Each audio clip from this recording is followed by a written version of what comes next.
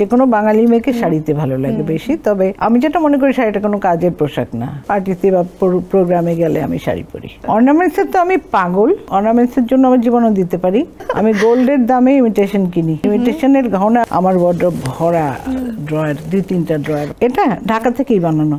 বন্যার মধ্যে অনেক শাড়ি, সালোয়ার কামিজ অনেক দিয়েছি। স্পন্সরের শাড়ি পরা হয়, যেমন কোনো কম্পিটিশনে জাজমেন্ট করব সেখানে পরেছি। আবিদা আপা, আপনার ওয়ার্ড্রব খুললেই প্রথমে কোন কাপড় কিংবা ড্রেস সবার আগে চোখে পড়বে? শাড়ি। শাড়ি, ওকে। শাড়ি নাকি গাউন, কোন পোশাকে আসলে আবিদা আপাকে বেশি মানায়? অবশ্যই যে কোনো বাঙালি মেয়েকে শাড়িতে ভালো লাগে বেশি, তবে আমি যেটা মনে করি শাড়িটা কোনো কাজের পোশাক না। মানে তুমি কাজ করতে যাও, ওখানে তোমার শাড়ি কোনো কাজে লাগবে না, শাড়ি খুব ডিস্টার্ব করবে।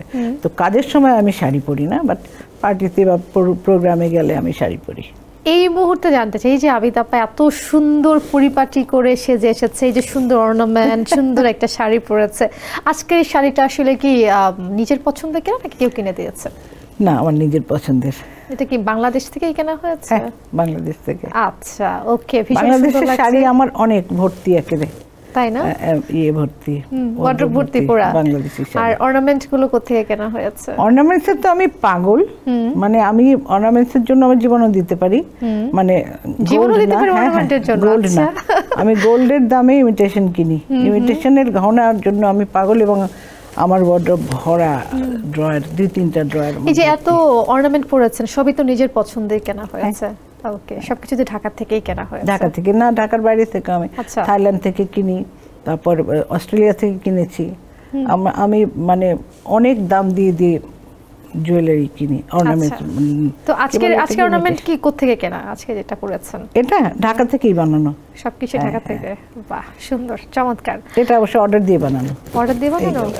আচ্ছা। এর মধ্যে পাথরগুলো আমার বোন বসিয়ে দিয়েছে, চিত্রা। তো ওই চমৎকার।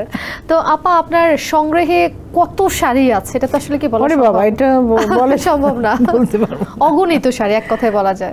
আসলে শাড়ি আমাদের তো প্রয়োজন, তুমি তো মিডিয়াতে কাজ করো, জানো। আর আমি তো কত বছর ধরে করছি, ফেলি প্রতি বছর 6 মাস পর পর শাড়ি ফেলি, তারপরেও জমে যায়। সেই 6 মাস পর পর যে শাড়িগুলো ফেলেন, এগুলো আসলে কি কাউকে দিয়ে দেওয়া হয় না? যেমন গতবার বন্যার মধ্যে, বন্যার জন্যই তো, যে 5ই আগস্টের পরে যে বন্যাটা হলো, অনেক শাড়ি, সালোয়ার কামিজ অনেক দিয়েছি। আমি দেই সব সময়, আবার কোনো সময় আমার আত্মীয় স্বজনও নিয়ে যায়। তো আপা, আপনার প্রিয় রং কি? আমার প্রিয় রং গ্রিন আর মারুন। গ্রিন আর মেরুন? হ্যাঁ। আচ্ছা। স্টেজে যখন পারফর্ম করা হয়, তখন আসলে কস্টিউম যেটা আপনি পরেন, এটা আসলে কোত্থেকে ডিজাইন করা হয়? এখন তো কম করছি, আগে তো প্রায় প্রতিদিনই করতাম। তো প্রতিদিন আলাদা আলাদা করে ডিজাইন করা তো সম্ভব না, আমি নিজেই করতাম সেগুলো। হ্যাঁ, নতুন শাড়ি, প্রতিদিন নতুন শাড়িও তো পরা হয় না, যে এই শাড়ির সাথে আজকে এই অনুষ্ঠান, আজকে এই শাড়ি পরা উচিত, আজকে এরকম অনুষ্ঠান, আজকে সব বিদেশি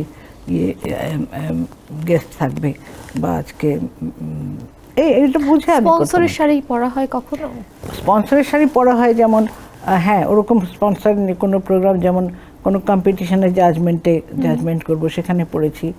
ও তারপরে শিল্পকলা থেকে যখন আমরা বাইরে গেছি অনুষ্ঠান করতে বিদেশে, তখন শাড়ি পেয়েছি, পরা হয়েছে। সেন্সেশন ক্লাসিক স্ট্রবেরি ও কফি ভ্যারিয়েন্টে